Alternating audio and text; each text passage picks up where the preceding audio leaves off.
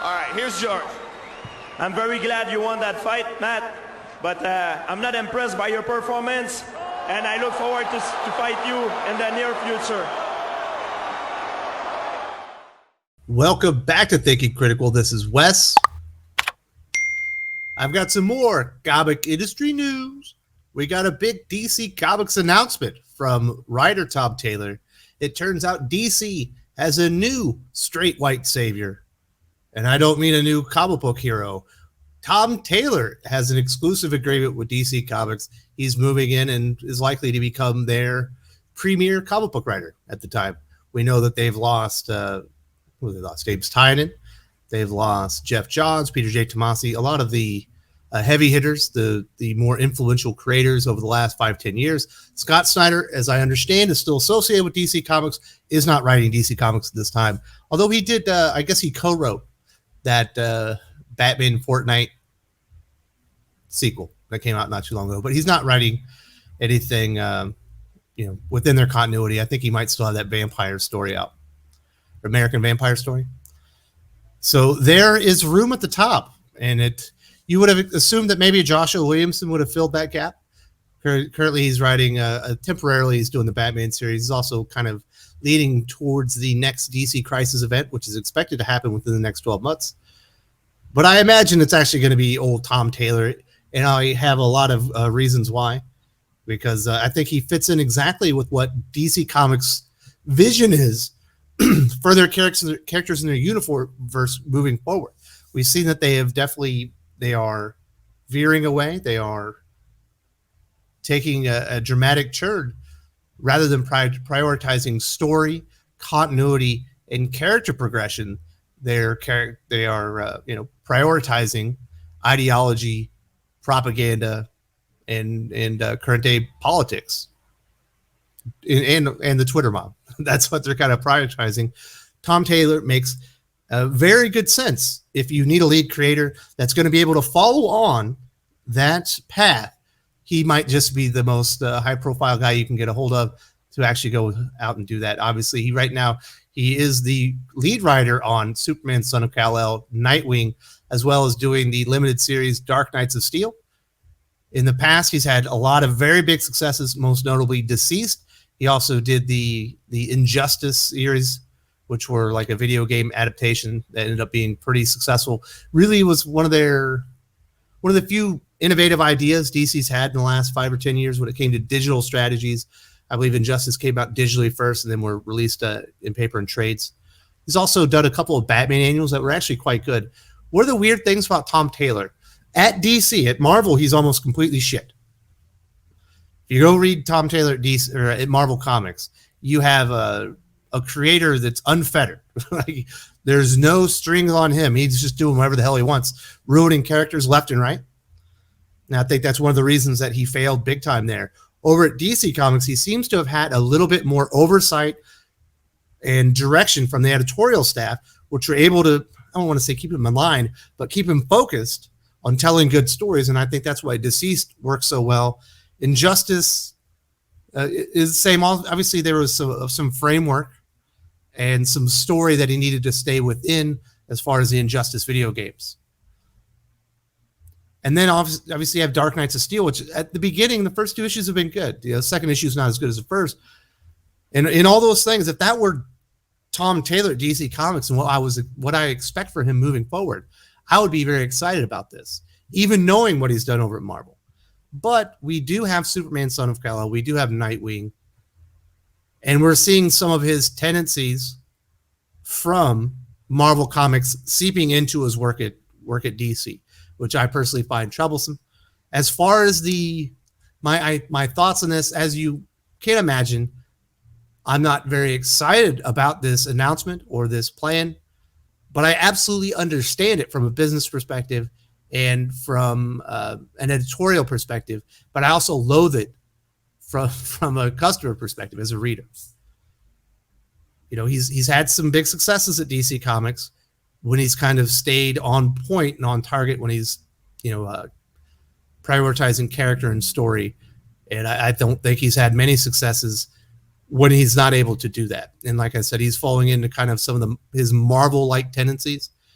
His Marvel work, in my opinion, is absolutely atrocious. And you can see that he's kind of going down that path.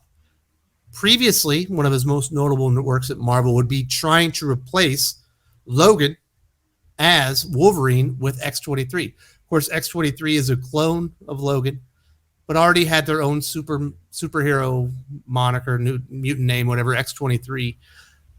That's not good enough. We got to remove Wolverine, replace Wolverine with X-23. And shocking, guess what? Maybe you've heard this story before, especially been following the Superman Son of Kal-El story where they're replacing Clark Kent with John Kent. Not exactly a clone, but an offspring. Initial sales of Laura as Wolverine were strong. People were curious what this change would mean and whether or not this was a change that they were going to be in for the long haul. Turned out they were not. It failed, like almost everything else that Marvel did. But notably, this was Tom Taylor's baby. He did not get X-23 over as the new Wolverine. They eventually encased Logan in adamantium, so he could theoretically never return, because once adamantium sets, it cannot be, it can't be penetrated. It's done. It can't be remelted or anything like that. And that still didn't work. People still did not accept Laura as a new Wolverine, not because it's a female character or whatever. It's because Logan is Wolverine, and Tom Taylor, quite frankly, what he's left to his own devices, is a terrible fucking comic book writer. And that's just the way it is. Now, we also have another series over there that he was an absolute train wreck, more of his work within the X-Men universe. This one is even worse, X-Men Red. The X-Men Red, Blue, and Gold days are nothing to remember as far as the X-Men eras. It's one of the really dark places in X-Men universe, just because the quality was so lacking, and you can't even recognize the characters or the setting or the story anymore. Even more so than right now in the Krakoan age, when they've made some really big changes. But that the color era with red, blue, and gold was notably terrible, and X-Men Red was the most terrible of all of that. And this is a Tom Taylor video, so yes, he was the writer of X-Men Red. And you can see some of the things that he's actually doing with Superman Son of Kal-El, rather than not only just replacing, one of the mainstay characters in the DC universe with a new younger character that represents, I guess, marginalized peoples, marginalized communities. But he started heavily incorporating his own ideology, his own social causes, his own political perspective into that series. And we got notable pages such as Tastes Like Mustard and Bigotry. And we've been getting things of that nature. If you want to see as bad as it can get so far, go read Superman Son of Kal-El #2, which I think rivals anything that he wrote at Marvel, just as far as sheer cringeworthiness and complete lack of quality, and sacrificing character and universe on the altar of Tom Taylor's own personal ideology and his own personal mission statement, to use these characters as platforms rather than the characters that they are. And we're certainly seeing him incorporating these things into his DC work. We're definitely seeing it at Nightwing, not quite to the extent of Superman Son of Kal-El, but we have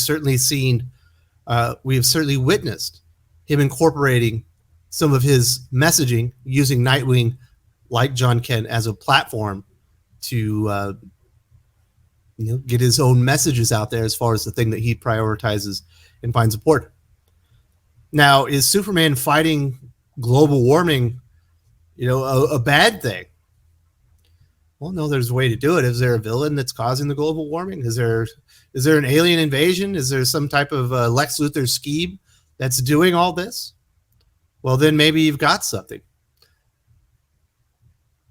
But just using Superman John Kent as a mouthpiece to talk about global warming is, quite frankly, fucking boring.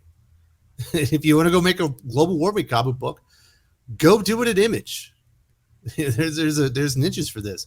But of course, He could. You can't say Superman's doing it if you go do it in Image. So he's going to go and hijack someone else's creation, someone else's character, and that is Tom Taylor's MO. Unfortunately, he's an exclusive creator at DC Comics now, and he has certainly carte blanche. We've seen a lot of turnover as far as the Superman office, as far as the group editors. We've seen a wholesale gutting of the DC Comics editorial staff. Not shockingly, we've seen the writing quality of Tom Taylor and the stories that he's putting out also tank in kind.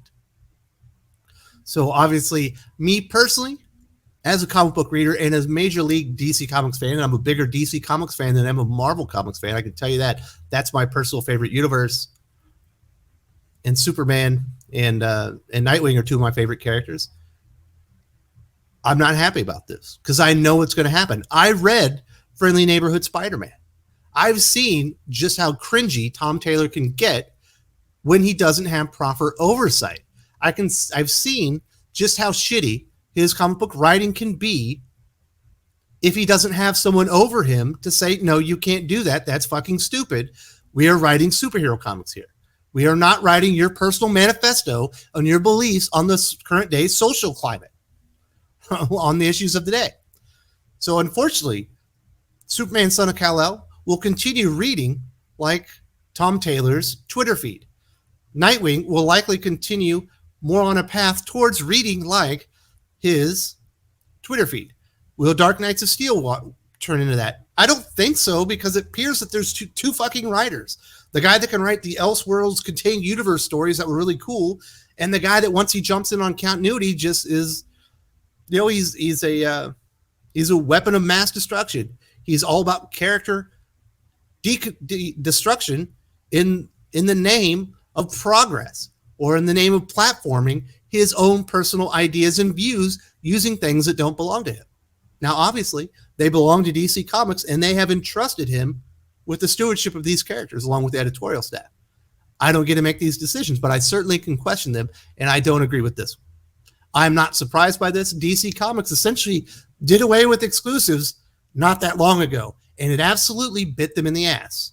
James Tynion took his ball and went over to Substack and left them, hanging on Batman. After he was supposed to get a limited run, and they made it permanent because he rejuvenated sales. They don't want to get fucked over again.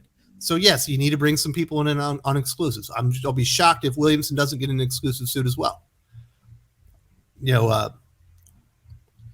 I think there are other people that I would like to see prioritized as far as writers at DC Comics, but the writers I would like to see prioritize characters and story above their own personal beliefs. And that's a problem for DC Comics. This is what DC editor-in-chief Marie Javin said recently when talking about the sexuality change of John Kent in Superman, Son of Kal-El, which Tom Taylor, if you got to watch the CNN interview, well, you've never seen a more smug fucking prick in your life than Tom Taylor. But this is what Marie Javins, who certainly has his back on this, and you'll see that there's absolutely an agenda in play to use these characters for something other than good versus evil. It's about platforming, and it's about pushing their views. This is what Marie Javins said. It's a great opportunity for us to reinvent the wheel without destruction of the old wheel, because they've realized you can't go full Marvel comics. You can't just kill off all the old heroes and replace them. You got to have the old heroes still in there. But of course, Superman is on Warworld, which I think is a great story, and John Kent is Superman. So now they can make all these changes and claim it's Superman that's saying all this stuff, and that's important to them. And you'll see why here in a second. We still have our classic characters that everyone can read, and to me, that's really important. You don't want to. This is the important part. You don't want to take someone who has been a certain person their whole lives and then imprint your own values on that character. Yes, you want Tom Taylor to imprint his own values on another character that maybe isn't beloved, like a Clark Kent, on another character that maybe isn't beloved, like a Bruce Wayne. I don't think it's going to work with Dick Grayson, because he's actually been around just as long as Bruce Wayne for the most part. He's been around for 80 fucking years. So I don't think that's going to work. But, it feels like I don't think it's going to work with Superman, Son of Kal-El. We've already seen him try to do this with X-23. There was initially a lot of buzz, a lot of interest, and people fell off once they realized the story sucked and Tom Taylor didn't know what the fuck he was doing. And I think this is going to happen again. But he's certainly going to have the backing of DC Comics editorial and their leadership. We have the EIC once again saying, you don't want to take someone who has been a certain person their whole lives and then imprint your own values on that character. She continues, you want that new character where it's a more organic evolution of their personality. You have to do it with a new character. You have to do it with a newer character within the universe. John Kent, even though that's not a creation of Tom Taylor. Shocking, Tom Taylor's taking someone else's work and fucking it over. He didn't create X-23 either. And this is what he does. And he has the blessing and backing of Marie Javins, who wants him to imprint his own values on these characters, but realizes more smartly than Marvel Comics that you can't just do it with every character. You have to be smart and I guess pick your battles. They're going to lose with Dick Grayson outright. And eventually they're going to turn people off with this new version of Clark or John Kent, which absolutely sucks within the DC Comics universe. Here, spoiler, he's a fucking tyrant. He's going to take over the world to stop global warming. It's absolutely insane. Obviously, we have a general manager. I'm not going to say new general manager. It is a newer position in the DC Comics. Daniel Cherry's been on the job for well over a year now. And if you go out and listen, if you go view his interviews, and I am going to have a full video on Daniel Cherry soon here on the channel. If you go read up on some of his interviews, if you go out, check out his LinkedIn page, he is all about using the things he's working on as platforms for his personal political views. So there's no way this is going to be stopping. This is right in line with what DC Comics wants their universe to be. They want creators like Tom Taylor to come in and use the characters and imprint their own personal values on them as long as they align with the leadership there, as long as they put out the right message going forward.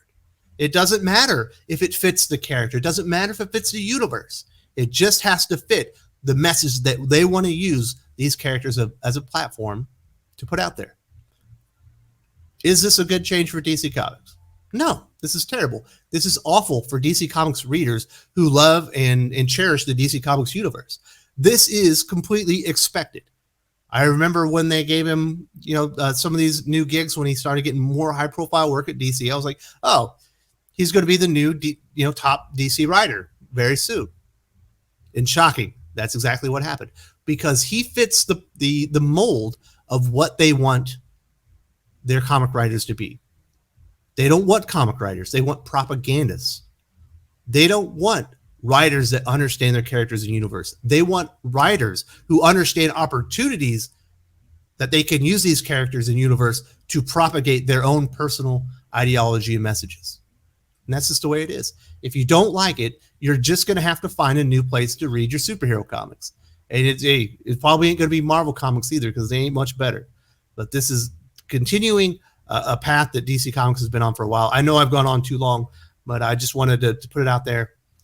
There you go. There is a new straight white savior at DC Comics. It's not a new Superman. It's not a new Batman. It is, in fact, Tom Taylor. He signed a DC exclusive. Is this the beginning of the end? I think that already happened. If you enjoyed this video, please give it a like. I would appreciate it very much. It helps us attract more views for the channel. Subscribe for future commentary, comic book news, and reviews. And don't forget to ring the bell for notifications. If you want to talk comics, movies, and much, much more, you can follow me on Twitter at Wes_from_TC. With that, Salamat Po, and I'm out.